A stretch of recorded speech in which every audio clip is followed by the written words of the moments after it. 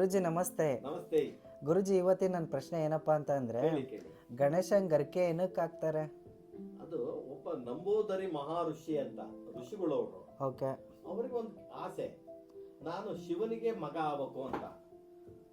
ಅವಾಗಿನ್ನು ಭಗವಂತನ ಮದುವೆ ಆಗಿರ್ತದೆ. ಅವಾಗ ತಪಸ್ಸಿ ಕೂಡ್ತಾರೆ, 3000 ವರ್ಷ ತಪಸ್ಸಿ ಕೂಡ್ತಾರೆ. ಯಾರು? ಲಂಬೋದರ ಮಹರ್ಷಿ. ಲಂಬೋದರ ಗುರುಗಳೇ. ಅವ್ರದ್ದು ಹೊಟ್ಟೆ ತುಂಬಾ ದೊಡ್ಡದಿರ್ತದೆ. ಲಂಬ ಅಂದ್ರೆ ದೊಡ್ಡದು, ಉದರ ಅಂದ್ರೆ ಹೊಟ್ಟೆ, ಲಂಬ ಉದರ ಅಂತ. ಲಂಬೋದರ ಋಷಿಗಳು ಅವರು ಒಂದ್ ದಿವಸ ತಪಸ್ಸಿ ಕೂತ್ಕೊಂಡಾಗ 3000 ವರ್ಷ ತಪಸ್ಸಿ ಕೂತಾಗ ಬ್ರಹ್ಮದೇವರು ಬರ್ತಾರೆ. ಮಗನೇ ಏನ್ ಬೇಕು ಕೇಳಿ ನಿನಗೆ ಅಂತ. ಅವಾಗ ಹೇಳ್ತಾರೆ, ಇಲ್ಲ ನನಗೆ ಶಿವನಿಗೆ ಮಗ ಆಗ್ಬೇಕು ಅಂತಂದು ಹೇಳ್ತಾರೆ. ಶಿವನಿಗೆ ಮಗ ಆಗೋದು ಅಂದ್ರೆ ಕಷ್ಟನೇ, ಆದ್ರೆ ನೀನು ಬ್ರಹ್ಮನ್ ಕುರಿತು ಪ್ರಾರ್ಥನೆ ಮಾಡೋರು ಬರ್ತಾರೆ ಅಂತ ಹೇಳಿ ಅದೃಶ್ಯ ಆಗ್ಬಿಡ್ತಾರೆ ಬ್ರಹ್ಮದೇವರು. ಅವಾಗ ನಾರದ್ರು ಬಂದು, ನಂಬೋದರ ಮಹರ್ಷಿಗಳೇ, ಯಾಕೆ ನನ್ನ ನೆನಪು ಮಾಡಿದ್ರಿ, ಏನ್ ಬೇಕು ಕೇಳ್ರಿ ಅಂತ. ನಾನು ಶಿವನಿಗೆ ಪುತ್ರ ಆಗ್ಬೇಕು, ಶಿವಪುತ್ರ ಆಗ್ಬೇಕು, ನಾನು ಶಿವನಿಗೆ ಮಗ ಆಗ್ಬೇಕು ಅಂತ. ಸರಿ ಸರಿ, ನಾನು ಗಂಗೆ ಗೌರಿಗೆ ಕಲಹ ಉಂಟು ಮಾಡ್ತೇನೆ, ಅಂದ್ರೆ ಜಗಳ ಶುರು ಮಾಡಿಸ್ತೇನೆ ಅವರಿಬ್ಬರಿಗೆ. ಅವಾಗ ನಿನ್ಗೆ ಹೇಳ್ತೇನೆ, ಇಂಥ ದಿವಸ ಅಂತ ಉತ್ತರಕ್ಕೆ ತಲೆಯಾಗಿ ನೀನು ಆನೆ ಮರಿಯಾಗಿ ಮಲ್ಕೋಬೇಕು ನೀನು. ಅವಾಗ ನಾನು ಅದಕ್ಕೊಂದು ದಾರಿ ಮಾಡ್ತೇನೆ ಅಂತ.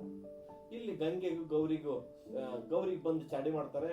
ನೋಡು, ಗಂಗೆ ಶಿವನ್ ಸಿರದ ಮೇಲಿದ್ದಾನೆ, ನೀ ಎದೆ ಒಳಗಡೆ ಇದೀಯಾ ಅಂತ.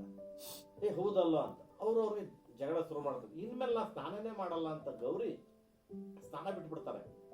ದಿನಾಲು ಗಂಧ, ಚೂರ್ಣ, ಕೇಸರಿ ಇಂಥ ಪರಿಮಳಗಳನ್ನೇ ಹಚ್ಕೊಳ್ತಾರೆ. 8 ದಿವಸದ ಮೇಲೆ ಸ್ನಾನ ಇಲ್ದೇನೆ ಸರಿಯಾಗಲ್ಲ ಅಂತ ಅದನ್ನೆಲ್ಲ ತೆಗಿತಾರೆ. ತೆಗೆದು ಒಂದು ಗೊಂಬೆ ಮಾಡ್ತಾರೆ. ಒಂದು ಗೊಂಬೆ ಮಾಡಿ ಅದಕ್ಕೆ ಪ್ರಾಣ ಕೊಡ್ತಾರೆ. ನಾನು ಇನ್ಮೇಲೆ ಗೌರಿ ಗಂಗೆ ಇಬ್ರು ಒಂದೇ ಅನ್ನೋದು ಜಗತ್ತಿಗೆ ತೋರಿಸ್ತೇನೆ ಅಂತ ಹೇಳಿ ಸ್ನಾನಕ್ಕೆ ಹೋಗ್ತಾರೆ. ಒಂದು ಹೊಂಡ ಅದು, ಇದು ಹರಿದ್ವಾರದ ಹತ್ರ ಇದೆ, ಇದು ಅಲ್ಲೇ ಆಗಿದ್ದ ಕತೆ ಇದು. ಒಳಗಡೆ ಹೊಂಡಕ್ಕೆ ಸ್ನಾನಕ್ಕೆ ಹೋಗ್ತಾರೆ. ಶಿವ ಮತ್ತು ಕಿಂಕರರು ಅಂತ. ಅಂದ್ರೆ ಕಿಂಕರರು ಅಂದ್ರೆ ಅವ್ರಿಗೆ ಕೊಂಬಿರ್ತವೆ, 3 ಕಣ್ಣಿರ್ತವೆ, 4 ಕಣ್ಣಿರ್ತವೆ, 5 ಕಾಲು, 5 ಕೈ, ಏನೇನೋ ಅವ್ರು ಒಂದು ಅಕ್ರಾಳು ಇರ್ತಾರೆ ಶಿವನ ಕಿಂಕರರು ಅಂತ. ಅವರೆಲ್ಲ ಬರ್ತಾರೆ, ಹೋಯ್ತು ಅಂತ. ಆಮೇಲೆ ಬಾಗಲದಲ್ಲಿ ಹುಡುಗ ಇರ್ತಾನಲ್ಲ, ಕಾವಲ್ ಕಾಯ್ತಾ ಇರ್ತಾನೆ, ನಮ್ಮಮ್ಮ ಸ್ನಾನಕ್ಕೆ ಹೋಗಿದ್ದಾರೆ, ನಾನು ಯಾರನ್ನು ಒಳಗಡೆ ಬಿಡಲ್ಲ ಅಂತ. ನೀವು ಶಿವ ಬಂದ, ನೀನ್ ಯಾರು ಗೊತ್ತೇ ಇಲ್ಲ ನನಗೆ ಒಳಗಡೆ ಬಿಡು ನೀನು ಅಂತ. ಇಲ್ಲ ನಾನು ಬಿಡಕ್ ಸಾಧ್ಯನೇ ಇಲ್ಲ, ನಮ್ಮ ಅಮ್ಮನಿಗೆ ಮಾತು ಕೊಟ್ಟಿದ್ದೇನೆ ಅಂತ. ಅವ್ರಿಗೂ ಇವ್ರಿಗೂ ವಾದ ವಿವಾದ ತುಂಬಾ ನಡೀತವೆ. ಅವಾಗ ಶಿವ ತನ್ನ ತ್ರಿಶೂಲದಿಂದ ಕುತ್ತಿಗೆ ಹೊಡೆದ್ಬಿಡ್ತಾನೆ, ರುಂಡಕ್ಕೆ ಕಿತ್ಕೊಂಡು ಹೋಗ್ಬಿಡ್ತಾನೆ. ಇದು ಹರಿದ್ವಾರದೊಳಗೆ ಒಂದು ದೊಡ್ಡದೊಂದು ಗುಹೆ ಇದೆ, ಅದ್ರೊಳಗೆ ಇವತ್ತಿಗೂ ಇದೆ ಅಂತ ಹೇಳ್ತಾರೆ. ಅಲ್ಲಿ ಹೋದ್ರ ಅದೆಲ್ಲ ಅದು ಕರ್ಕೊಂಡೋಗಿ ತೋರಿಸ್ತಾರೆ ನಿಮ್ಗೆ. ಅವಾಗ ಪಾರ್ವತಿ ಸ್ನಾನ ಮಾಡ್ಕೊಂಡ್ ಬರ್ತಾರೆ. ಅಲ್ಲಿ ನೋಡ್ತಾರೆ, ರಕ್ತ ಎಲ್ಲ ಬಿದ್ದಿರ್ತದೆ, ಪಾಪು ರುಂಡನೇ ಇರಲ್ಲ. ಅಷ್ಟೇ ಅಳ್ತಾ ಕೇಳ್ತಾರೆ ಪಾರ್ವತಿ, ಹಿಂಗ್ ಯಾಕೆ ಮಾಡಿದ್ರಿ, ಏನಿದೆ? ಇಲ್ಲ ಹಿಂಗಾಯ್ತು, ಯಾರು ಗೊತ್ತಿಲ್ದೇನೆ ಹಿಂಗ್ ಮಾಡಿಬಿಟ್ಟೆ. ಇಲ್ಲ, ನನಗೆ ಆ ಮಗುಗ್ ಜೀವ ಬೇಕು, ನನಗೆ ಬೇಕೇ ಬೇಕು ಅಂತ ಜಗಳದಿಗೆ. ಅವಾಗ ಕಿಂಕರನ್ನ ಕರೆದು ಹೇಳ್ತಾರೆ, ಉತ್ತರಕ್ಕೆ ಮಲಗಿರುವಂತ ಮನುಷ್ಯನೇ ಆಗ್ಲಿ, ಪ್ರಾಣಿನೇ ಆಗಿರ್ಲಿ, ಯಾರೇ ಆಗಿರ್ಲಿ, ಅವ್ರು ಕುತ್ತಿಗೆ ಕಟ್ಕೊಂಡ್ ಬರ್ರಿ ಅಂತ.